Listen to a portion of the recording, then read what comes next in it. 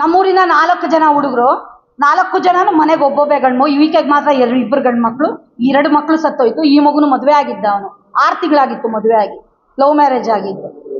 ಶಾಸಕರು ಅವತ್ತಿನ ದಿನ ಸತ್ತಿದ ದಿನ ಬಂದು ಮಾತಾಡಿದ್ರು, ನಾನಿದ್ದೀನಿ ನಿಮ್ಗೆ ಅಮ್ಮ, ನಿನಗೆ ಕೆಲಸ ಕೊಡಿಸ್ತೀನಿ DC ಆಫೀಸಲ್ಲಿ ಅಂತ ಈ ಹೆಣ್ಮಗುಗೆ ಹೇಳಿದ್ರು.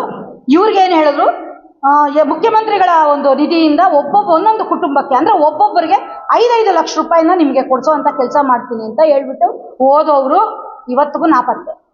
ಎಲ್ಲಿದಾರೋ ಗೊತ್ತಿಲ್ಲ. ಶಾಸಕರು ಅವ್ರು ಹೇಳಿದ ಮಾತ್ರ ಮೇಲೆ ಅವ್ರಿಗೆ ಹಿಡಿತಾ ಇರೋದಿಲ್ಲ. ಈ ಹಣವನ್ನ ಕೊಡ್ಸೋದಕ್ಕೆ ಇವಾಗ 2 ತಿಂಗಳು ಬೇಕಾಗಿತ್ತ ಅಂತ ನನ್ನ ಪ್ರಶ್ನೆ. 5 ಲಕ್ಷ ಚೆಕ್ ಕೊಡೋದಕ್ಕೆ ಇಷ್ಟು ದಿನ ಬೇಕಾಗಿತ್ತ? ಕೊನೆ ಪಕ್ಷ ಅವ್ರ ಕುಟುಂಬಗಳು ಹೇಗಿದೆ ಅಂತ ಸಹಿತ ಕೇಳಲಿಲ್ಲ. ಬೆಳಗಿನ ಜಾವ 5:15 ಬಂದು ಮಾತಾಡ್ಕೊಂಡು ಹೊರಟೋದ್ರು. ಇದೇನಾ ನೀವು ಮಾಡ್ತಾ ಇರೋಂಥ ಕೆಲಸ? ಈ ಕೂಡಲೇ ಅದೇನು ಆ ಗ್ರಾಮದಲ್ಲಿ, ನಮ್ಮದೇ ಗ್ರಾಮ ಅದು ಅಜ್ವಾರ ಗ್ರಾಮ, ಆ 4 ಮಕ್ಕಳನ್ನ ಕಳ್ಕೊಂಡಿರೋರಿಗೆ ನೀವೇನು ಮಾತು ಕೊಟ್ಟಿದ್ದೀರಾ? 5-5 ಲಕ್ಷ ಕೊಡ್ತೀವಿ ನಾವು ಮುಖ್ಯಮಂತ್ರಿ ನಿಧಿಯಿಂದ, ಈ ಕೂಡಲೇ ಆ ದುಡ್ಡನ್ನ ಅವ್ರಿಗೆ ವರ್ಗಾಯಿಸ್ಬೇಕಾಗತ್ತೆ. ಇಲ್ದಿದ್ರೆ ಮುಂದಿನ ದಿನಗಳಲ್ಲಿ 15-20 ದಿನ ಬಿಟ್ಕೊಂಡು ಅವ್ರ ಕಡೆಯಿಂದ ನಾವೇ ಒಂದು ಪ್ರೆಸ್ ಮೀಟ್ನ ಮಾಡಿ ಹಣ ಕೊಟ್ಟಿಲ್ಲ ಅನ್ನೋದನ್ನ ನಾವು ನಿಗದಿ ಮಾಡ್ತೀವಿ, ನಿಮ್ಮ ಗಮನಕ್ಕೆ ತರುವಂತ ಕೆಲಸ ಮಾಡ್ತೀವಿ. ಸುಮ್ಮನೆ ಆಶ್ವಾಸನೆ ಕೊಡೋದು ಒಳ್ಳೇದಲ್ಲ. ಆ ಮಗುಗೆ ಹೇಳಿದ್ರಿ, ಆ ಮಗು ಇಂಜಿನಿಯರಿಂಗ್ ಸ್ಟೂಡೆಂಟ್, ನಿನಗೆ ಯಾಕಮ್ಮ DC ಆಫೀಸಲ್ಲಿ ಒಳ್ಳೆ ಕೆಲಸ ಕೊಡಿಸ್ತೀವಿ ಅಂತ ಹೇಳಿದ್ರಿ. ಏನೂ ಇಲ್ಲ, ಸುಮ್ಮನೆ ಹೇಳ್ಕೊಂಡು ಬರ್ತಾ ಇದ್ರೆ ಆಗಲ್ಲ. ಅದನ್ನೇ ಹೇಳಿದ್ ನಾನು, ಕ್ಯಾಸ್ಟ್ ಹೆಸರಲ್ಲಿ ರಾಜಕೀಯಗಳು ಬೇಡ ಅಂತ ಹೇಳಿ.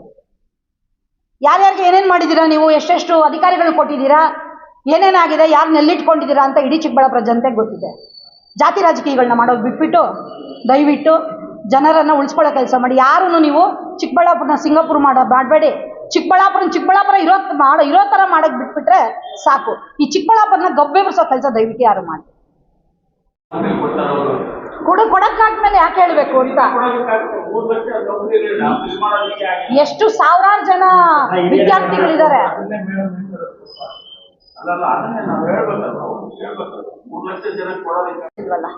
ಅವರು ಗಂಡ ಅವ್ರ ಕೆಲಸ ಕೊಡ್ತಾರೆ ಅಂತ ಸತ್ತೋಗ್ಲಿಲ್ಲ, ಬದುಕ್ಬಾಳೋ ಮಕ್ಕಳು ಹೊರಟೋದ್ರು. ನಿಮಗೆ ಬೆಳಗ್ಗೆ 5:15 ಬಂದು ಕತ್ಲಲ್ಲಿ ನೀವು ಆಶ್ವಾಸನೆ ಕೊಡಿ ಅಂತ ನಾವು ಕೇಳಿರ್ಲಿಲ್ಲ. 6 ಗಂಟೆ ಒಳ್ಳೆ ಖರ್ಚು ಇಟ್ಕೊಳ್ಳಿ ಅಂತ ತಲಾ 25 ಕೊಟ್ಟು ನಿಮ್ಗೆ 5-5 ಲಕ್ಷ ಹಣವನ್ನ ನಿಮ್ಗೆ ಅಕೌಂಟ್ಗೆ ಹಾಕ್ಸ್ತೀನಿ, ನಿನ್ಗೆ ಕೆಲಸ ಕೊಡಿಸ್ತೀನಿ ಅಂತ ಆಶ್ವಾಸನೆ ಯಾಕೆ ಕೊಡ್ಬೇಕಾಗಿತ್ತು?